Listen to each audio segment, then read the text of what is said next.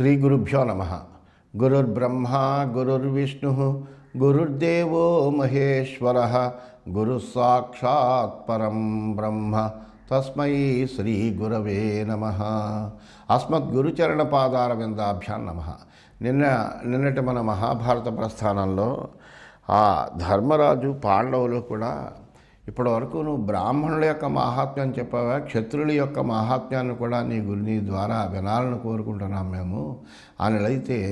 ఆ క్షత్రియుల యొక్క మహాత్మ్యం కూడా చెబుతూ యయాతి రాజు గురించి తెలియజేశాడు. అలాగే ఆ రాజు మహా గొప్పవాడే ఉండగా ఒక బ్రాహ్మణుడు వచ్చి నేను గురుదక్షిణకై దానం కోసం వచ్చానయ్యా అంటే, అప్పుడు దానికి ఏముంది, నీకు కావలసింది అడుగు, నేను తప్పనిసరిగా ఇస్తాను అని యయాతి అతనికి మాట ఇచ్చాడు. అప్పుడు నాకు ఒక నియమం ఉంది, ఆ నియమానికి లోబడి నువ్వు దానం చేస్తేనే నేను స్వీకరిస్తాను అని అన్నాడు.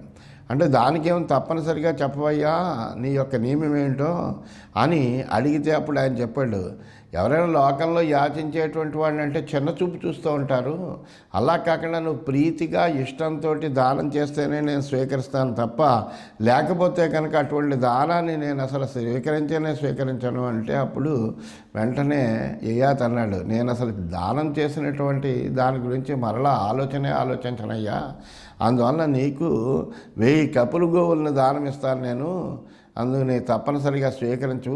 నీకు ఇచ్చినటువంటి దానం గురించి మళ్ళీ ఆలోచన కానీ చర్చ కానీ అటువంటి విషయాలన్నీ కూడా నేను ఆలోచించను, నాకు బ్రాహ్మణుడు అంటే అమితమైన గౌరవం అయ్యా అని చెప్పి ఆయనకి 1000 ఆవుల్ని దానం చేశాడు అని ఆ యయాతి చరిత్ర చెప్పాడు. చెప్పిన తర్వాత భూయేవ మహాభాగ్యం ఖచ్చతామిత్యబ్రవీత్ పాండవ.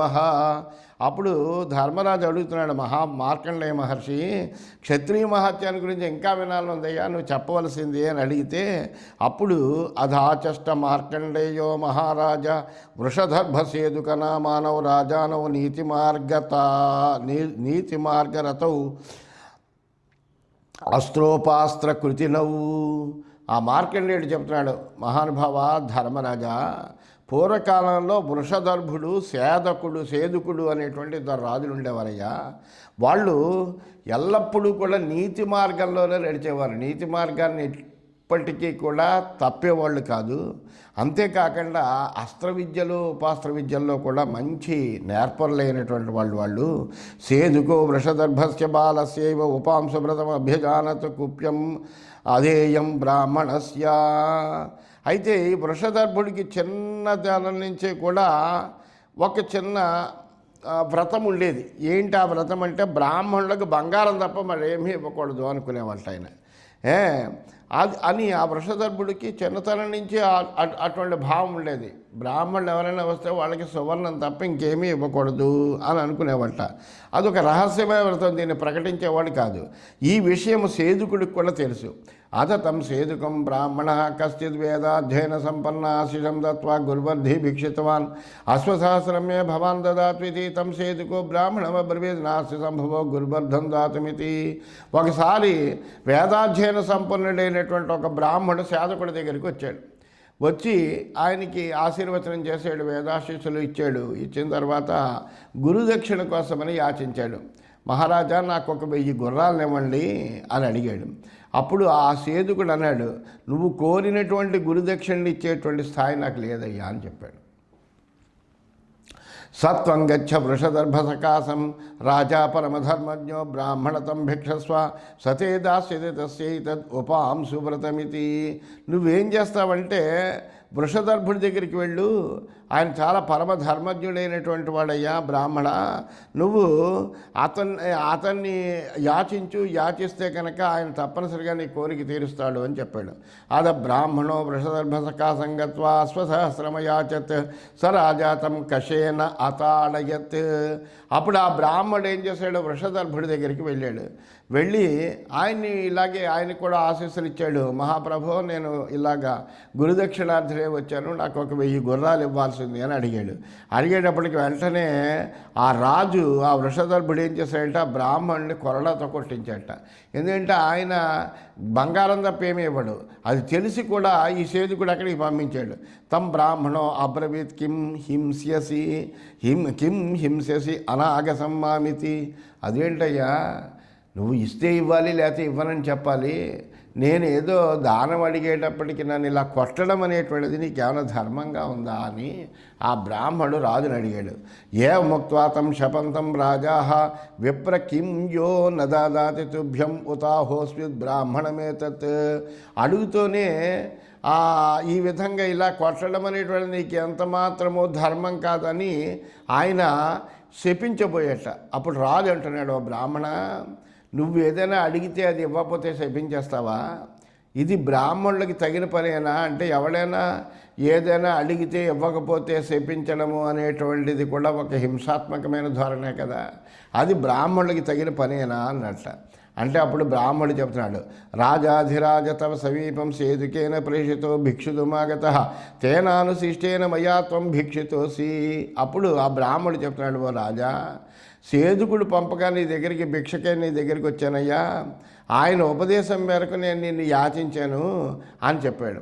అప్పుడు రాజు చెప్తున్నాడు, పూర్వాహ్నేతే దాస్యామి యో మే అద్య బలిరాగమిష్యతి యో హన్యతే కషయా కథం మోఘం క్షేపణం తస్య స్యాత్. అప్పుడు వెంటనే రాజు అంటున్నాడు మాట, ఈరోజు నాకు వచ్చినటువంటి ఆదాయాన్ని రేపు ఉదయం నేను నీకు ఇస్తానయ్యా. కొరడాతోటి నిన్ను కొట్టి ఒట్టి చేతులతో నేను ఎలా పంపుతాననుకుంటున్నావు? అందువలన ఇవాళ ఏ ఆదాయం అయితే వస్తుందో ఆ ఆదాయాన్ని రేపు ఉదయం నీకు ఇస్తాను అని చెప్పాడు.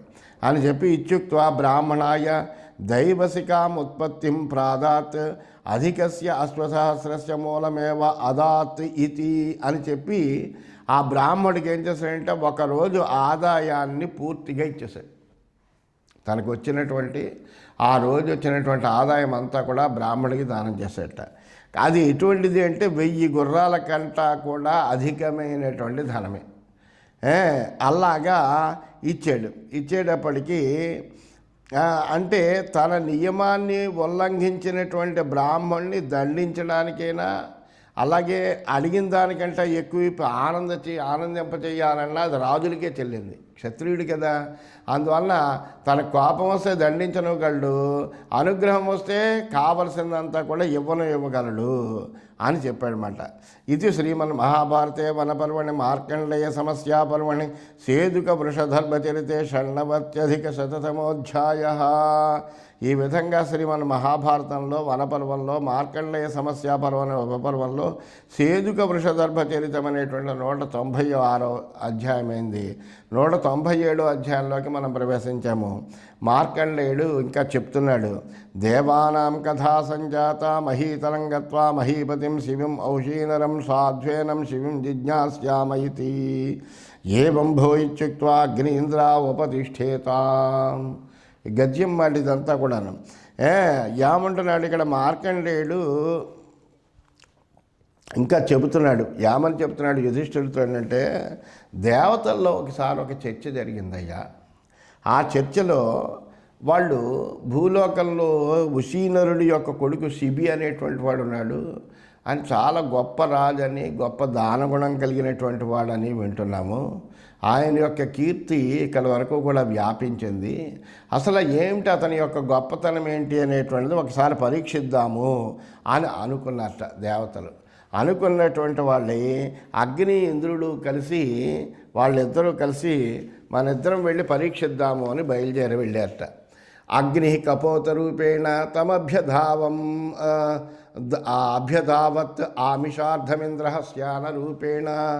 ఈ అగ్ని ఏం చేసేటంటే ఒక పావుల రూపం ధరించి శిబి దగ్గరికి వచ్చేట. ఇంద్రుడేమోనో ఒక డేగ రూపం ధరించి మాంసానికే దాన్ని తరుముతూ వస్తున్నటువంటి గ్రద్దలాగా ఆయన వచ్చేట. అధ కపోతో రాజ్ఞ దివ్యాసనాసీనస్య ఉత్సంగం న్యపతత్. ఆ పావురం ఏం చేసిందట, అక్కడ ఆ క్షణంలో శిబి ఒక బ్రహ్మాండమైనటువంటి దివ్యమైనటువంటి సింహాసనం మీద హాయిగా కూర్చొని ఉన్నాడు. ఆ కూర్చుని ఉన్నటువంటి సమయంలో ఆ పావురం వచ్చి ఆ శిబి ఒడిలో వారినదిట. అథ పురోహితో రాజానమబ్రవీత్ ప్రాణరక్షార్థం శయనాద్ భీతో భవంతం ప్రాణార్థి ప్రపద్యతే.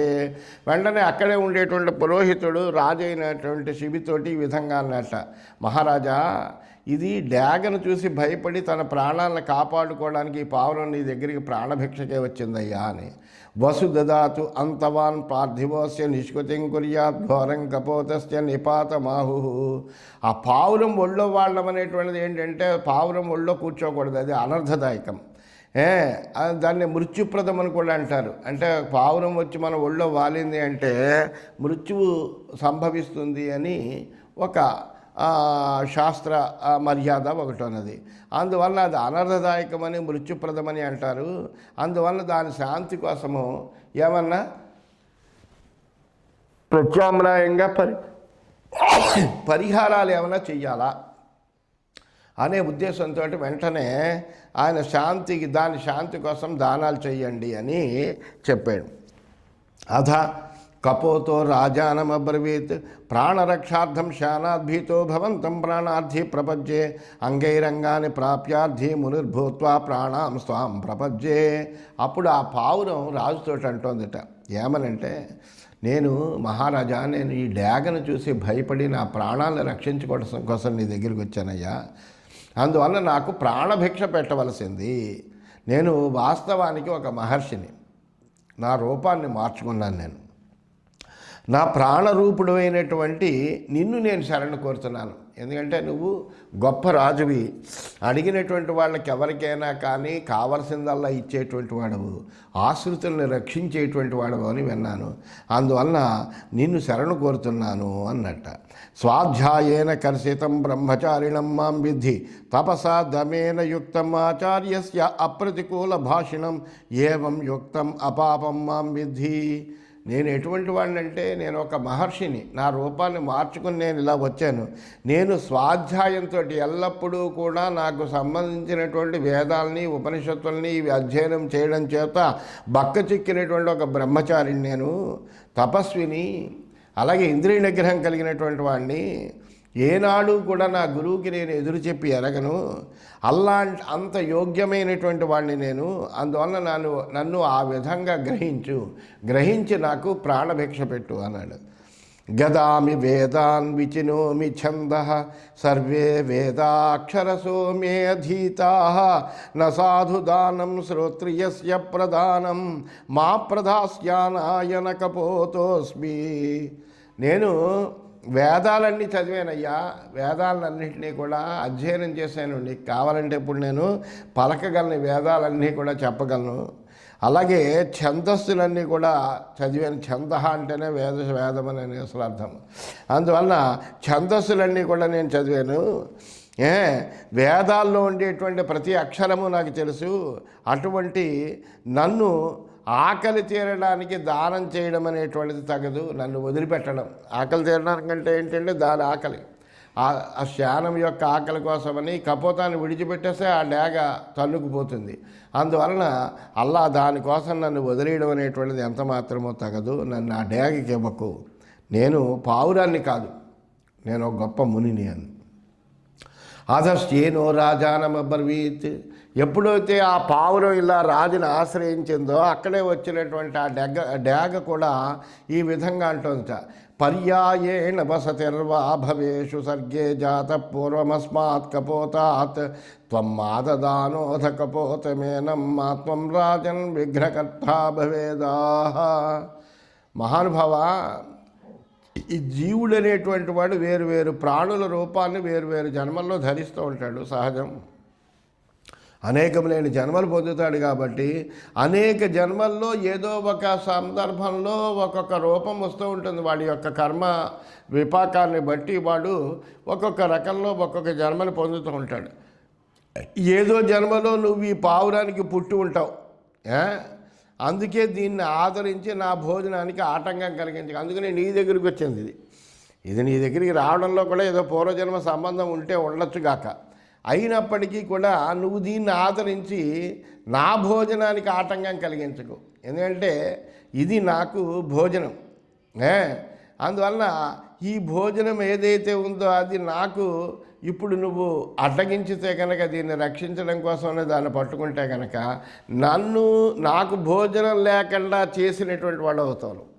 ఎందుకంటే ఈ శ్యానమైనటువంటి నాకు ఈ కపోతం ఆహారంగా భగవంతుడి చేత నిర్ణయింపబడింది. అందువల్ల నేను దీన్ని ఆహారంగా స్వీకరించాలి అని అన్నాడు. అనేప్పటికప్పుడు రాజు అంటున్నాడు, కేనే దృశీ జాతు పరాహి దృష్ట వాగుచ్యమానా శకునేన సంస్కృత యాం వై కపోతో బదతే యాం చస్యేన ఉభో విదిత్వా కథమస్తు సాధు. ఆ రాజు చెప్తున్నాడు, అసలు ఇంతకుముందు ఎప్పుడు కూడా ఏ పక్షి ఈ విధంగా మాట్లాడడం నేను చూడలేదు. ఇక్కడ ఏమైందంటే ఈ డేగ చాలా చక్కగా మాట్లాడుతుంది, ఈ పావురము చాలా చక్కగా మాట్లాడుతుంది.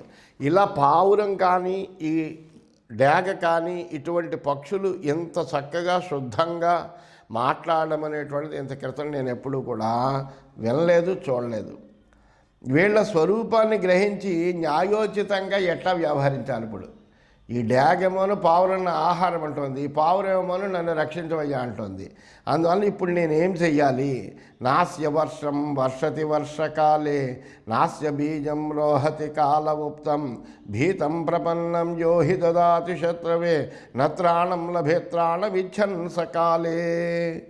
భయంతో తన్ని ఎవడైతే శరణు కోరతాడో వాణ్ణి శత్రువుకి ఎవడైనా కనుక అప్పగిస్తే, అంటే మనల్ని ఆశ్రయించి తప్పనిసరిగా నువ్వు నన్ను రక్షించాలయ్యా అని ఎవడైనా మనని కోరినప్పుడు, రక్షించగల సమర్థత మనకు ఉన్నప్పుడు, వాళ్ళని రక్షించకుండా మనమే ఆ శత్రువుకి అప్పగిస్తే కనుక ఏమేం జరుగుతాయి అంటే, వాడి రాజ్యంలో, ఆ రాజు యొక్క రాజ్యంలో సకాలంలో వర్షాలు కురవబడ్డాయి.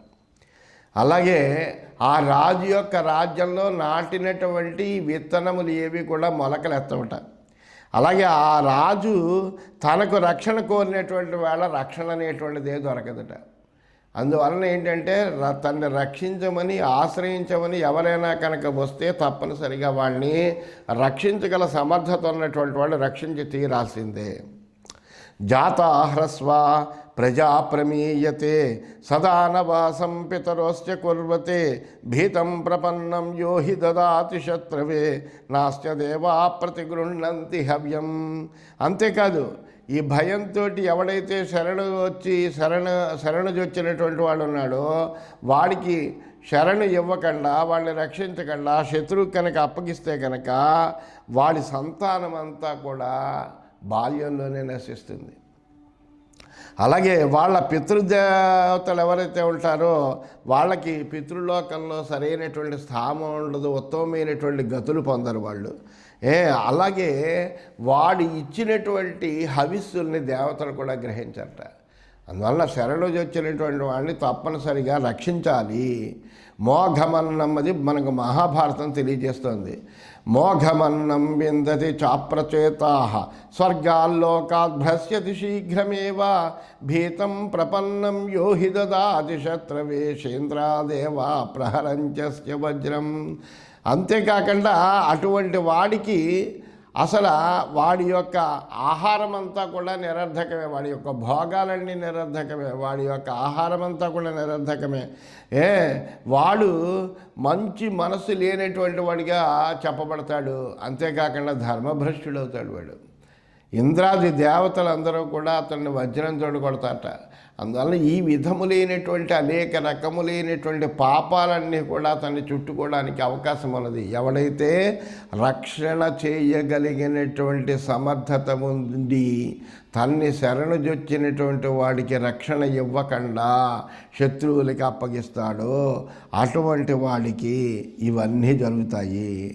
ఉక్షాణం పక్వా సహబోధనేన అస్మాత్ కపోతాత్ ప్రతితేన యంతు యస్మిన్ దేశే రమసేతీవ శ్యాన తత్ర మాంసం శివయస్తే వహంతు. అప్పుడు రాజు చెబుతున్నాడు, ఆ డాగతో చెబుతున్నాడు, ఆ శ్యానమా, ఈ పావురము నన్ను రక్షణ కోరింది, ఆ రక్షణ కోరినటువంటి దానికి రక్షణ ఇవ్వకపోతే ఎటువంటి పాపాలు వస్తాయో అవన్నీ కూడా ఇప్పుడు నేను స్మరించాను. అందువలన ఇప్పుడు నేను ఈ పావురానికి బదులుగా నీకైతే నీ ఆహారాన్ని చెడగొట్టితే కనుక అది కూడా పాపమే. అందువలన ఈ పావురానికి బదులుగా నేను నీకు ఆహారం ఇస్తాను. ఈ పావురం నువ్వు భోజనం ఆహారం కోసమే కదా, అటువంటి ఆహారం నీకు నేను సమకూరుస్తాను. ఈ పావురాన్ని నువ్వు వదిలిపెట్టేయాలి. ఏం చేస్తావయ్యా అంటే ఈ పావురానికి బదులుగా ఒక ఎద్దుని అన్నంతో కలిపి వండి నీకేమో వాళ్ళందరూ అందజేస్తారు. నీకు ఇష్టమైన చోట నువ్వు ఉంటే కనుక శిబి వంశస్థులు అందరూ కూడా అక్కడికే మాంసాన్ని తెచ్చిస్తారు. దానికోసం నువ్వు పరిగెట్టుకుంటూ రావక్కల్లా.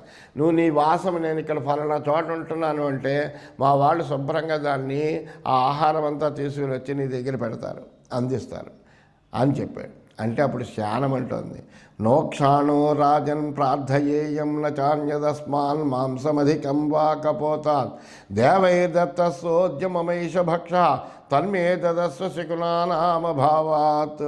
డాగ చెప్పింది, రాజా నాకు నువ్వు ఇచ్చేటువంటి ఎద్దు మాంసం అక్కర్లేదయ్యా, ఈ పావురం కంటే నాకు అసలు ఏ మాంసము కూడా ఎక్కువ అక్కర్లేదు.